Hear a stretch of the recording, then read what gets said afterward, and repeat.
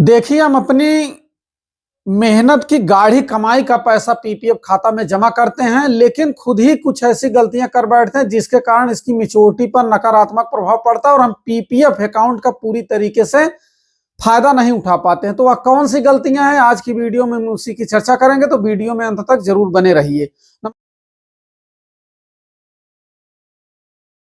नमस्कार दोस्तों, आप देख रहे हैं अपना पसंदीदा यूट्यूब चैनल विपिन पतालवंशी, जहां हम बात करते हैं स्मार्ट और पीसफुल इन्वेस्टिंग के बारे में। तो आइए जो है गलतियों की चर्चा करते हैं। पार्ट 1 में हमने 5 पीपीएफ की गलतियों की चर्चा की है, ये पार्ट 2 है। तो आइए पहली गलती देखते हैं। पहली गलती क्या है? इन्फ्लेशन को इग्नोर करना। इन्फ्लेशन का मतलब मुद्रास्फीति या महंगाई। जैसे कहा जाता है महंगाई, सामान लेके जाते थे तो झोले में सामान ले आते थे, आज हम झोले में पैसा लेके जा रहे हैं तो जेब में सामान लेके आ रहे हैं।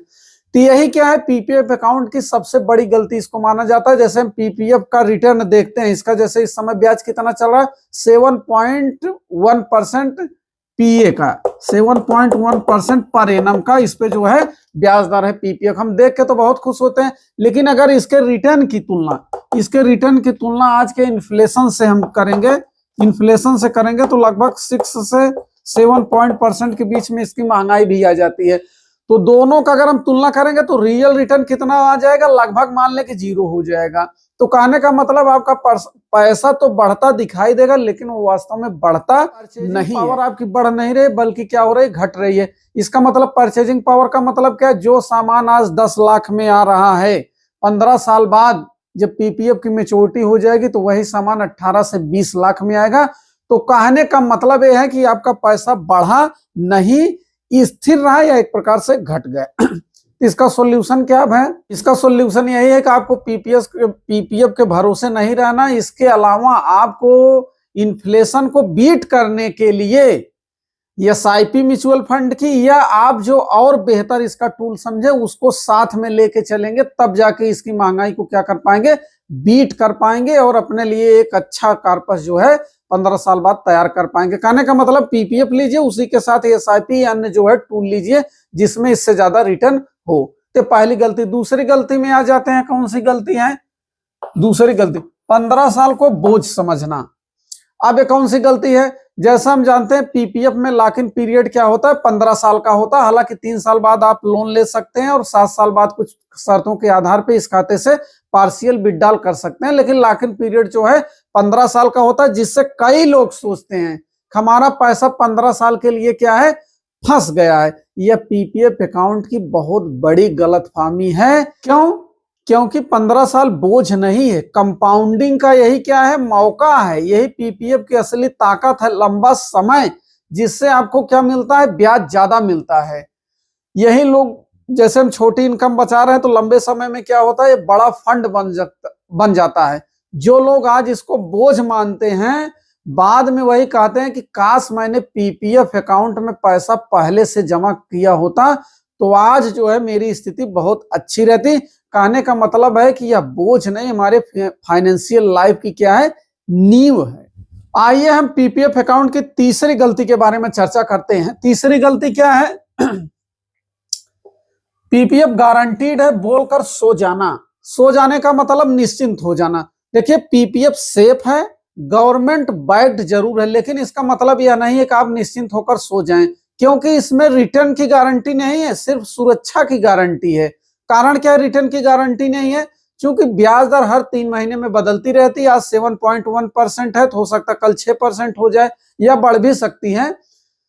तो कहने का मतलब क्या है, पीपीएफ को गारंटीड मानकर हम अपने रिटायरमेंट प्लानिंग, चाइल्ड एजुकेशन, इन सब के बारे में अच्छी प्लानिंग नहीं बनाते हैं। जबकि सही सोच क्या होनी चाहिए, पीपीएफ हमारा फाइनेंशियल का फाउंडेशन होना चाहिए, लेकिन ग्रोथ के लिए हमको इक्विटी एसआईपी करना चाहिए और हमारे पोर्टफोलियो को क्या करना चाहिए, डाइवर्सिफिकेशन करना चाहिए, जिससे जो है हमको एक टाइम में ज्यादा हाई रिटर्न मिले। तो निश्चिंत नहीं होना है।